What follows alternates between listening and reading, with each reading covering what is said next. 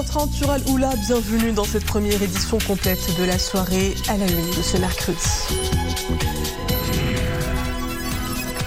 Les équipes de la Fondation Mohamed V pour la solidarité continuent de tendre main forte aux populations rurales touchées de plein fouet par la rudesse du climat. À Taroudan, un important dispositif humain, technique et logistique est déployé à travers 8 communes de la province. Une aide humanitaire d'urgence qui profite à quelques 3000 familles. Nous parlerons également santé, focus sur une pathologie inflammatoire chronique, très fréquente surtout parmi les femmes. La polyarthrite rhumatoïde touche quelques 350 000 personnes au Maroc. Ses premiers symptômes, ses facteurs de risque et les pistes de sa prise en charge, on fait le point dans quelques instants. Puis à suivre en fin de journal, les temps forts d'une pièce de théâtre, Chers parents, une formidable comédie, plus vraie que nature, qui met en avant la complexité des relations familiales. Bonsoir. Avant de développer ces titres, le ministère de la Maison Royale du Protocole et de la Chancellerie annonce que Sa Majesté le Roi Mohamed VI a contracté une grippe et pour cette raison, le médecin personnel de Sa Majesté le Roi a recommandé au souverain d'observer une période de repos et d'éviter de voyager durant quelques jours. Puisse Dieu préserver Sa Majesté le Roi, perpétuer sur lui les bienfaits de la santé et lui accorder longue vie. Direction Taroudan où le froid sévit toujours et complique la vie de milliers d'habitants. Pour leur venir en aide, la province est sillonnée depuis hier par la caravane de la Fondation Mohamed V pour la solidarité. Des interventions d'urgence menées sur hautes instructions royales dans 8 communes enclavées. Escale ce soir à Tikoka et Ounayen avec Oumaïma Remli et nos envoyés spéciaux à Taroudan, Abdelfatah Zouine et Reda Labiti. Commune Tigouga. Cette route vient d'être dégagée. Hier, elle était complètement impraticable. Plus de 80 cm de neige l'avait recouvert. Une vraie barrière qui a contraint tous les habitants à rester chez eux. La neige est tombée en abondance. On ne pouvait plus mettre les pieds dehors. Cela a duré 3 jours, du jeudi au samedi. Notre bétail est resté sans fourrage. Des conditions météorologiques rudes, mais pas de répit pour les équipes de la Fondation Mohamed V pour la solidarité. Ils posent tout juste bagage dans cette commune. Ici, 1400 familles issues de 33 douars les attendent avec impatience. Nous remercions Sa Majesté le Roi pour cette aide. La route a été réouverte à la circulation. Nous avons reçu du riz, de la farine, du sucre et d'autres denrées alimentaires. L'aide humanitaire d'urgence tombe à point nommé. Nous avons reçu des couvertures, de quoi nous maintenir au chaud. Autre commune où une deuxième équipe de la Fondation Mohamed V pour la solidarité est au chevet des habitants, la commune d'Ounayen. Ici, plus de 1600 familles issues de 72 douars sont ciblées. Nous avons beaucoup souffert des intempéries. Ces aides nous sont très bénéfiques et nous permettront de faire face aux vagues de froid. Tous les habitants de la commune ont souffert du froid. Cette aide nous met du baume au cœur. Au total, ce sont plus de 10 000 familles issues de 8 communes de la province de Taroudan qui vont bénéficier d'une aide humanitaire d'urgence et d'une prise en charge médicale de proximité. Et l'épisode neigeux est parti pour durer. Prévoyez vendredi des chutes de neige en altitude au-delà de 1200 mètres du côté d'Ifren, Bnimlal, Azilal, Khnifra, El Haouz, Ouarzazat, Boulmen et Midelt avec des hauteurs attendues comprises entre 20 et 40 cm. Il va moins neiger du côté de Taroudan, Chichawa, Taza, Gersif, Sfro, El Hossima et Tinrir avec des cumuls de l'ordre de 10 à 15 cm. Puis la pluie s'invitera généreusement dès demain en fin d'après-midi dans les provinces de Meknes, Rmisset, Ribga, Stat et Ben Slimane, avec des hauteurs prévues de 30 à 40 mm. L'hôpital militaire d'instruction Mohamed V de Rabat, une structure de santé de référence. C'est l'une des escales de la visite d'une délégation de représentants d'hôpitaux palestiniens, d'Al-Quds notamment. Une visite qui s'inscrit dans le cadre de l'échange d'expertise et d'expérience entre les médecins des deux pays. Lors de cette visite, la délégation palestinienne a salué la haute qualité des prestations, des compétences médicales et des équipements de l'hôpital militaire. Des explications ont été fournies aux membres de la délégation au niveau des différents pôles de l'hôpital, cardiologie, urgence, virologie, radiologie, pharmacie entre autres. Des explications ont également été fournies sur l'expérience du Maroc dans la construction et le fonctionnement des hôpitaux de campagne à Gaza et dans d'autres foyers de tension dans le monde. Au programme également une visite au siège de l'inspection du service de santé militaire des forces armées royales.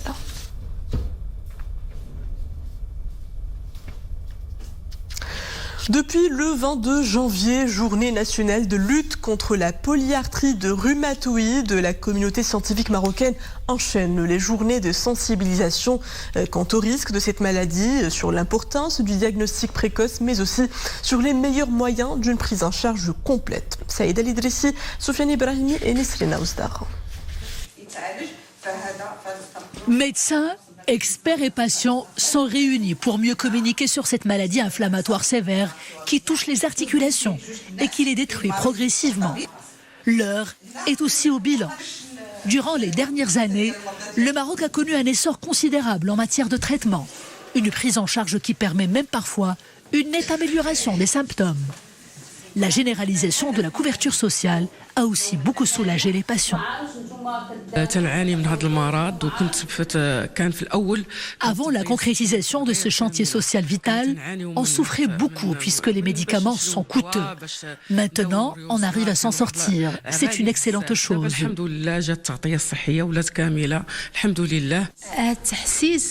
Cette journée de sensibilisation s'inscrit dans le contexte de cet important chantier social qui a permis à des milliers de Marocains de mieux vivre avec la maladie et surtout d'atténuer leurs dépenses. Nous essayons aussi de sensibiliser sur l'importance du diagnostic précoce qui maximise les chances d'une prise en charge efficace et surtout moins coûteuse. Autre acquis majeur, expliquent les spécialistes, l'élargissement de la palette de choix des médicaments appropriés. La couverture sociale pour tous nous a aidés à dépasser plusieurs obstacles. Je vous donne un exemple concret. Dans certains cas, les patients ne réagissent pas positivement aux médicaments génériques et nous sommes obligés de passer à ceux biologiques, qui sont un peu plus chers. La couverture sociale nous a aidés à résoudre ce problème. La polyarthrite rhumatoïde touche environ 1% de la population adulte. Elle est considérée comme le chef de file des rhumatismes inflammatoires chroniques, dont elle occupe au Maroc 38%. Des traitements plus efficaces et des soins de santé révolutionnaires que nous promet la médecine du futur. À l'appui, l'intelligence artificielle appliquée à la médecine, une révolution en cours dans le domaine cardiovasculaire. Les progrès sont impressionnants. Diagnostic précis, soins de qualité. L'intelligence artificielle a montré d'énormes gains d'efficacité en cardiologie précisément et ce sont les praticiens eux-mêmes qui attestent de ces avancées. C'était lors d'une conférence de cette semaine à Casablanca. Amin Sharqawi, Abdilal Chehab et Maria Awad. Lorsque vous placez vos doigts sur l'anneau, il vous faudra moins de 30 secondes pour que votre montre connectée mesure l'activité électrique de votre cœur. À l'heure des technologies de pointe, les smartwatches servent de podomètre et d'électrocardiogramme capables de détecter les arythmies et même d'éventuelles crises cardiaques. L'intelligence artificielle est désormais au cœur de la médecine du futur. Un grand espoir pour améliorer le diagnostic et le suivi des patients.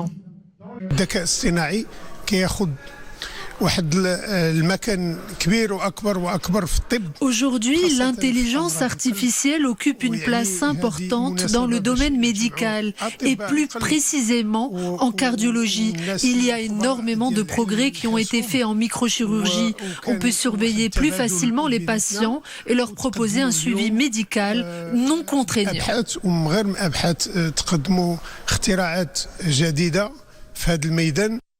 Au bloc opératoire du service cardiologie de Casablanca, aucune trace de sang, mais beaucoup d'écrans. D'un côté, les images radio, de l'autre, des images en 3D du cœur du patient. C'est alors que l'algorithme dicte les gestes à réaliser au robot chirurgical, téléguidé par les mains du chirurgien. Une opération qui se déroulera sans ouvrir la poitrine du patient.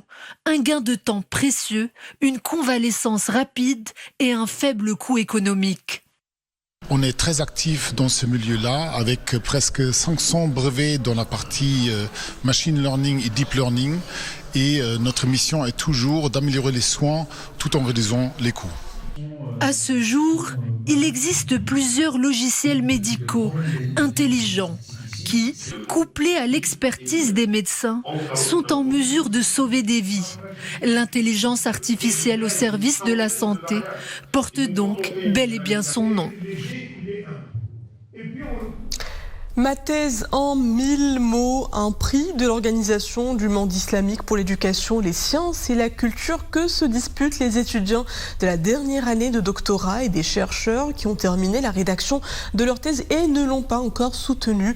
L'ICESCO a dévoilé son palmarès. Parmi les 10 finalistes de cette première édition, 2 Marocaines ont été primées.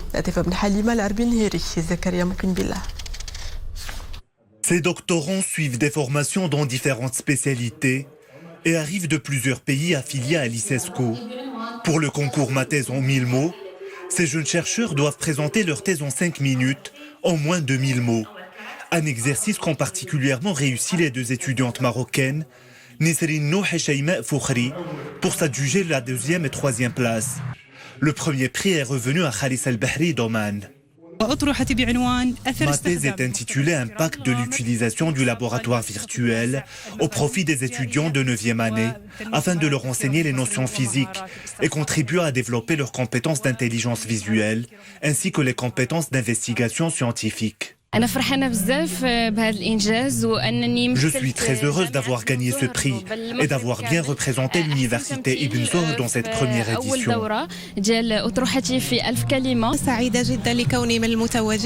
Très ravie d'être primée. Tous les finalistes sont à féliciter car ils ont été choisis parmi 181 participants.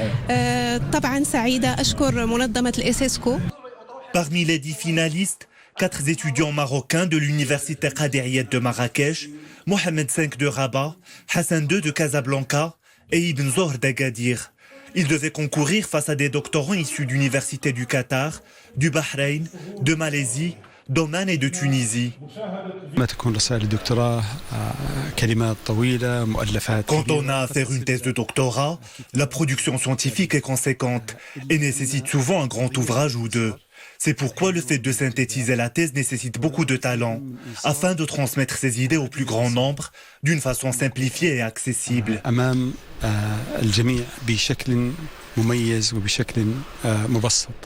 Le prix s'adresse aux étudiants de la dernière année de doctorat et aux chercheurs qui ont terminé la rédaction de leur thèse et ne l'ont pas encore soutenue. Une compétition dont l'objectif est aussi d'améliorer les compétences communicationnelles des étudiants. Braquons les projecteurs à présent sur cette pièce de théâtre qui a clôturé la 12e édition des théâtrales de Casablanca. Chers parents, une comédie jubilatoire qui met en avant la complexité des relations familiales. Une comédie lucide à laquelle ont assisté nos collègues Hassan Zaki, Mohamed Chikir et Maria Awad.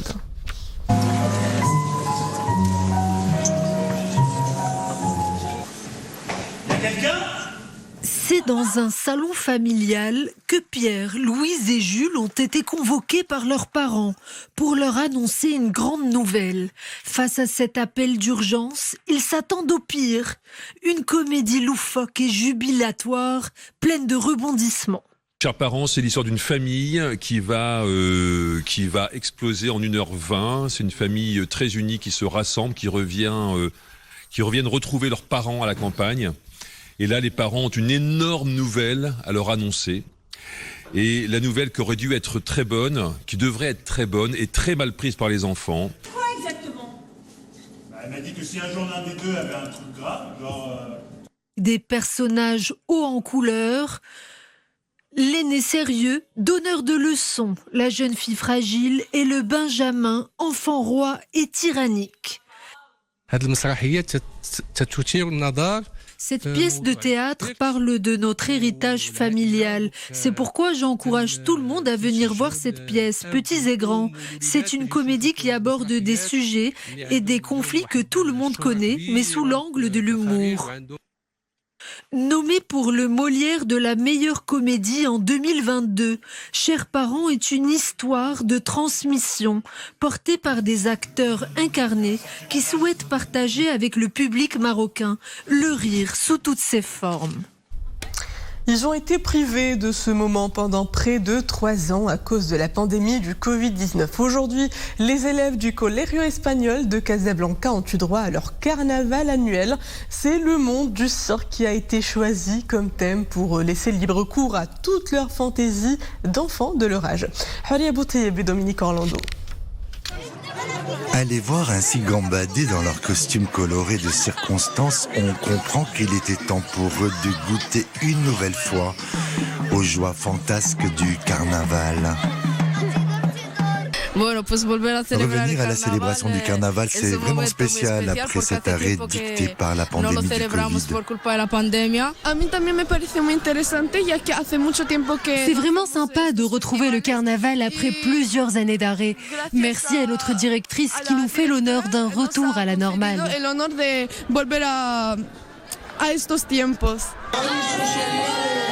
Un moment festif pour petits et grands, pour les écoliers du Colegio Espagnol, mais aussi pour leurs parents qui se rendent bien compte de la joie que procure depuis toujours le monde du cirque chez les enfants.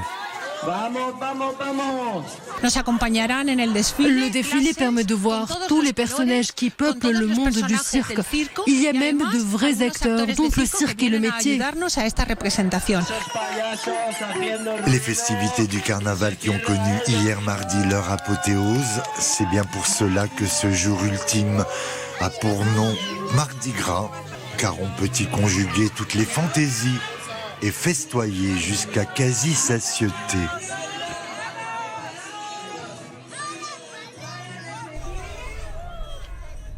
Et c'est sur ces images que nous quittons. Merci à vous d'avoir suivi ce journal. Le retour de l'information à 20h30 avec le journal Issia. Très bien suivi des programmes à tous sur Al-Oula.